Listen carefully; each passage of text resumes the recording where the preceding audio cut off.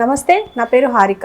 Bilkis Bano gang rape కేసులో 11 మందికి క్షమాభిక్షను రద్దు చేస్తూ సుప్రీంకోర్టు ఉత్తర్వులు జారీ చేసింది. దీని గురించి మనతో మరిన్ని విషయాలు షేర్ చేసుకోవడానికి దాము బాలాజీ గారు ఉన్నారు. ఈయన సీనియర్ జర్నలిస్ట్, అలాగే విశ్లేషకులు.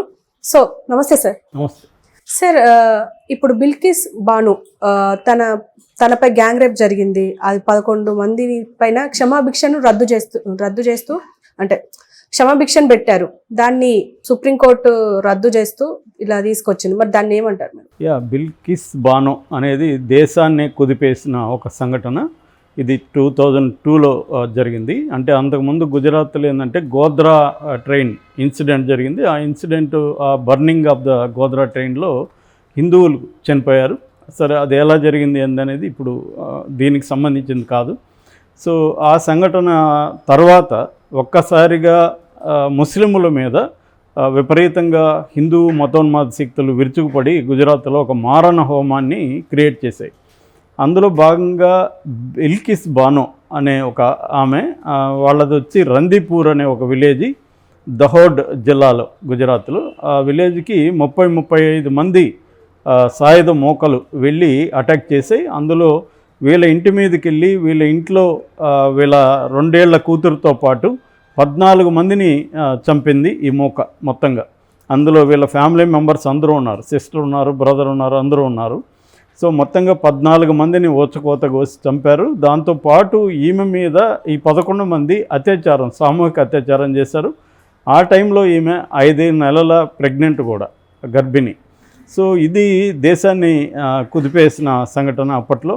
సో దీని తర్వాత ఆమె, ఇది వచ్చి మార్చి 3, 2002లో జరిగింది. మార్చి 4వ తేదీ ఆమె ఫిర్యాదు చేసింది పోలీస్ స్టేషన్లో. చేస్తే మొత్తం వ్యవస్థ అంతా కుమ్మక్కైంది. పోలీసులు, డాక్టర్లు, పంచనామా చేసిన డాక్టర్లు అందరూ కుమ్మక్కై దీంట్లో ఎటువంటి సాక్ష్యాధారాలు లేవని ఈమె ఫిర్యాదుని పోలీసులు రిజెక్ట్ చేశారు. దాంతో ఈమెకి ఏం చేయాలో తెలియక నేషనల్ హ్యూమన్ రైట్స్ కమిషన్ని ఆమె మార్చి 27వ తేదీ నేషనల్ హ్యూమన్ రైట్స్ కమిషన్కి ఆమె అప్పీల్ చేసింది. నేషనల్ హ్యూమన్ రైట్స్ కమిషన్ సుప్రీంకోర్టులో పిటిషన్ వేసింది. ఇక్కడ గుజరాత్లో న్యాయం జరిగే అవకాశం లేదు. గుజరాత్లో మొత్తం పోలీసులు కూడా ఈ మారణ హోమంలో పార్టిసిపేట్ చేశారు. సో బీజేపీ అండ్ హిందుత్వ సంఘాలైన వైహెచ్పి కావచ్చు, బజరంగ దళ్ కావచ్చు, ఇవన్నీ కుమ్మక్కైపోయినాయి. కాబట్టి ఇక్కడ ఇన్వెస్టిగేటింగ్ ఏజెన్సీస్ ఏవి కూడా ఇండిపెండెంట్గా వర్క్ చేసే పరిస్థితి లేదు. అందుకని ఈ రాష్ట్రం మీద నమ్మకం లేదు అని సుప్రీంకోర్టుకి ఎన్హెచ్ఆర్సీ వెళ్ళింది. ఆగస్టు 2, 2003 సుప్రీంకోర్టు ఈ కేసుని ముంబై అంటే మహారాష్ట్ర హైకోర్టుకి ట్రాన్స్ఫర్ చేసింది. సిబిఐ ఎంక్వైరీకి ఆదేశించింది.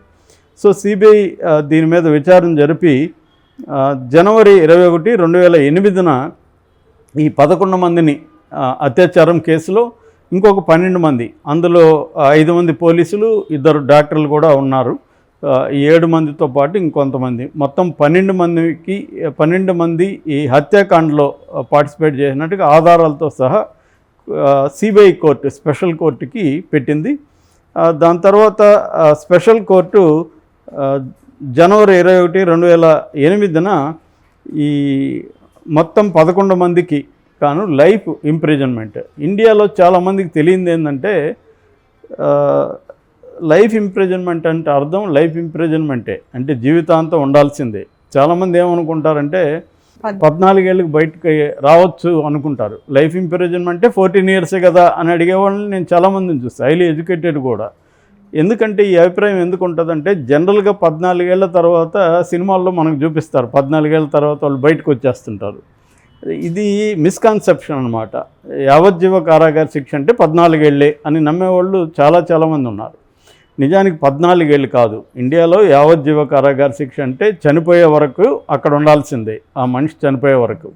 దాన్ని యావజ్జీవ కారాగార శిక్ష అంటారు. కాకపోతే ఏంటంటే 14 ఏళ్ల తర్వాత జనరల్ ఆమ్నెస్ట్ అని, రెమిషన్ అని రకరకాల పేర్లతో పిలుస్తారనమాట. ఒక స్టేట్ గవర్నమెంటు 14 ఏళ్ల తర్వాత జైలు అధికారులు ఎప్పటికప్పుడు అక్కడున్న ఖైదీల్ని అసెస్ చేస్తారు. అంటే వీళ్ళు సత్ప్రవర్తన కలిగి ఉన్నారా లేదా అనే దానికి కొంత క్రైటీరియా ఉంటుంది. వాళ్ళు రోజు ఇచ్చిన పని కరెక్ట్గా చేయడం, గొడవలు లేకుండా ఉండడం, ఒకవేళ వాళ్ళకి పెరోల్ ఉంటే కరెక్ట్ టైం మళ్ళీ వెనక్కి రావడం, ఇలాంటి అనేక పారామీటర్స్లో అసెస్ చేసి గవర్నమెంట్కి రికమెండ్ చేస్తారు. ఈ ఖైదీలు సత్ప్రవర్తనతో ఉండాలి, వీళ్ళకి శిక్షాకాలం తగ్గించి బయటకు వదిలేయచ్చు. దాన్ని రెమిషన్ అంటారు. రెమిషన్ అంటే శిక్షాకాలాన్ని తగ్గించేసి బయటికి పంపించదు. జనరల్గా మన ఇండిపెండెన్స్ డేకి కానీ రిపబ్లిక్ డేకి కానీ ఇలాగా కొంతమంది ఖైదీల్ని పంపిస్తూ ఉంటారు బయటికి. అందువల్ల 14 ఏళ్ళకి పంపిస్తారు కాబట్టి చాలామంది 14 ఏళ్ళకి అనుకుంటారు. నిజానికి 30 ఏళ్ళుగా ఖైదీలుగా ఉన్నవాళ్ళు అనేక మంది నాకు కూడా పర్సనల్గా కూడా తెలుసు. ఇప్పుడు ఫర్ ఎగ్జాంపుల్ మన చిలకలూరిపేట బస్సు దగ్ధం కేసు ఒకటి ఉంది. 23 మంది ఆ బస్సు దగ్ధంలో చనిపోయారు 93లో. సో చలపతిరావు విజయవర్ధనం అని అప్పటి నుంచి ఇప్పటి వరకు కూడా వితౌట్ పెరోల్ కూడా ఇవ్వలేదు వాళ్ళకి. 30 ఏళ్ళుగా వాళ్ళు జైల్లోనే ఉన్నారు వితౌట్ పెరోల్ కూడా వాళ్ళకి శాంక్షన్ చేయలేదు. అంత కఠినంగా శిక్ష అమలు చేశారో ఆ ఇద్దరికి. ఒక ఎగ్జాంపుల్కి చెప్తున్నా, ఇలాంటి మంది చాలామంది ఉన్నారు దేశంలో. సరే, ఈ వీళ్ళకి అలాంటి పనిష్మెంట్ వేసింది, లైఫ్ వేసింది ఈ అత్యాచారం చేసిన వాళ్ళకి. మిగతా 12 మందికి 3 ఏళ్ళు జైలు శిక్ష వేసింది. దీని మీద వీళ్ళు బాంబే హైకోర్టుకి వెళ్ళారు. బాంబే హైకోర్టులో వీళ్ళ ఈ 11 మందికి మాత్రం శిక్షను, కింది కోర్టు చేసిన శిక్షను అది ఖరారు చేసింది. అయితే మిగతా 7 మంది అక్యూజుల్లో 12 మందిలో 7 మంది అక్యూజులను మాత్రం వదిలేసింది. మిగతా 5 మందికి శిక్ష వేసింది. అక్టోబర్ 23, 2017న వీళ్ళు ఈ ముద్దాయిలు ఎవరైతే ఉన్నారో వాళ్ళు సుప్రీంకోర్టుకి వెళ్ళారు. హైకోర్టు తీర్పుని మీద అప్పీల్కి సుప్రీంకోర్టుకి వెళ్ళారు. సుప్రీంకోర్టు కూడా వీళ్ళ పిటిషన్ని డిస్మిస్ చేసింది. అంటే హైకోర్టు ఇచ్చిన జడ్జిమెంట్ని అది కూడా విత్హెల్డ్ చేసింది అనమాట. దాని తర్వాత వీళ్ళు అప్పటి నుంచి జైల్లోనే ఉన్నారు. జనవరి 23 ఈ గుజరాతీ గవర్నమెంటు ఈ 11 మందికి రెమిషన్ ఇచ్చి బయటకు వదిలేసింది. అంటే గుజరాతీ గవర్నమెంట్ ఏం చేసిందంటే మధ్యలో ఇది బాంబే హైకోర్టు కాబట్టి బాంబే హైకోర్టుకి పెట్టారు. గుజరాతీ గవర్నమెంట్ ఇవ్వాలా మహారాష్ట్ర గవర్నమెంట్ ఇవ్వాలని దాని మీద సుప్రీంకోర్టుకి వెళ్తే సుప్రీంకోర్టు గుజరాత్ గవర్నమెంట్ ఇవ్వచ్చు అని సుప్రీంకోర్టు చెప్పింది. సో ఆ ప్రకారంగా వీళ్ళు కమిటీని ఫామ్ చేశారు. ఆ కమిటీలో కూడా బీజేపీ ఎమ్మెల్యేలు, బీజేపీ నాయకులే ఉన్నారనేది ఒక విమర్శ ఇప్పుడు రాజకీయంగా. సో ఈ జూలైలో వాళ్ళని జూలై 23 ఈ 11 మందిని రెమిషన్ కింద బయటకు వదిలారు. వీళ్ళని బయటకు వదలగానే ఊరూరా వీళ్ళకి సన్మానాలు చేశారు. విహెచ్పి వాళ్ళు పూలమాలలు వేసి సన్మానాలు చేసి వీళ్ళు సంస్కారీ బ్రాహ్మణులు అని కూడా వీళ్ళని పిలిచారు. అంటే వీళ్ళు ఒక గ్రేట్ ఘనకార్యం చేసినట్టుగా, ఒక గొప్ప దేశభక్తుల్లాగా వాళ్ళకి సన్మానాలు చేసి ఆ వీడియోలు కూడా రిలీజ్ చేశారు. ఇందులో ఒక అతను అడ్వకేట్గా కూడా ప్రాక్టీస్ మొదలుపెట్టాడు. సో దీని మీద ఈ బిల్కిస్ బానో ఆమె చాలా ఆందోళన వ్యక్తం చేసింది. ఎందుకంటే పెరోల్ మీద వీళ్ళు వచ్చినప్పుడంతా వీళ్ళకి నిజానికి జైల్లో అప్పటి నుంచి ఉన్నట్టే కానీ పేరుకి పెరోల్ మీద విపరీతంగా వాడుకుంటున్నారు. చాలాసార్లు ఖైదీలు ఎలా ఉంటుందంటే పెరోల్ 1 మంత్ ఇచ్చారనుకోండి అఫ్సీల్గా, వీళ్ళు బయటకు వచ్చి పోలీసు డిపార్ట్మెంట్ని గవర్నమెంట్ని మేనేజ్ చేసుకొని ఈ 1 మంత్ అనేది 3 నెలలు 4 నెలలు కూడా పెరోల్ మీద బయట ఉన్న ఖైదీలు నేను కూడా చాలామందిని చూశాను పర్సనల్గా. అలా మేనేజ్ చేసుకుంటారు. For example M V Ramana Reddy NTR పీరియడ్లో ఆయన హత్య కేసులో యావజ్జీవం పడితే ఆయన మొత్తం జీవితంలో 5 ఏళ్ళు కూడా లేదు జైల్లో, లైఫ్ లాంగ్ ఉండాల్సిన ఖైదీ. రామారావు గవర్నమెంట్ ఆయనకి హెల్ప్ చేసింది, తెలుగుదేశంలో ఉన్నాడని. ఆయన ఎప్పుడు చూసినా బయటే ఉండేవాడు పెరోల్ మీద.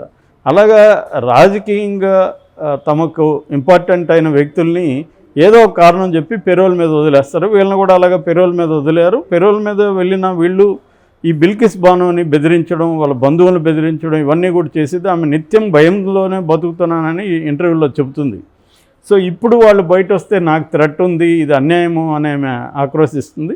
దాంతో ఆమె సుప్రీంకోర్టుని అప్రోచ్ అయింది. సుప్రీంకోర్టు ఇప్పుడు ఏం చెప్పిందంటే గతంలో సుప్రీంకోర్టు ఇచ్చిన తీర్పు కూడా తప్పు, అయితే సుప్రీంకోర్టు అలాంటి తీర్పు ఇవ్వడానికి సుప్రీంకోర్టుని మిస్గైడ్ చేశారు అనేది కూడా ఇప్పుడు సుప్రీంకోర్టు చెప్పింది. సో ఈ 11 మందిని ఫస్ట్ రెమిషన్ ఇచ్చే అధికారం గుజరాతీ గవర్నమెంట్కి లేదు. ఎందుకంటే కేసు అంతా జరిగింది మహారాష్ట్ర హైకోర్టులో. కాబట్టి మహారాష్ట్ర గవర్నమెంట్ ఇవ్వచ్చు కానీ గుజరాతీ గవర్నమెంట్ ఇవ్వడానికి అసలు హక్కు లేదు. సో గుజరాతీ గవర్నమెంట్ ఇవ్వడం కరెక్ట్ కాదు. రెండోది, ఇది మామూలు ఖైదీలకి మాత్రమే ఈ రూల్ వర్తిస్తుంది, కానీ వీళ్ళు ఒక మారణకాండ ప్లాన్డ్గా చేసిన ఒక మారణకాండ, ఇది మారణ హోమం. ఇది ఇటువంటి ఒక మారణ హోమం, సామూహిక అత్యాచారం, అది కూడా 5 నెలల ప్రెగ్నెంట్ మీద చేయడం అనేది అసాధారణమైన నేరం. ఇది అసాధారణమైన నేరాలకి జనరల్గా ఇచ్చే రెమిషన్లు కానీ అవి ఆ హక్కులు అనేవి వీళ్ళకు ఉండవు అని కూడా సుప్రీంకోర్టు వ్యాఖ్యానించింది.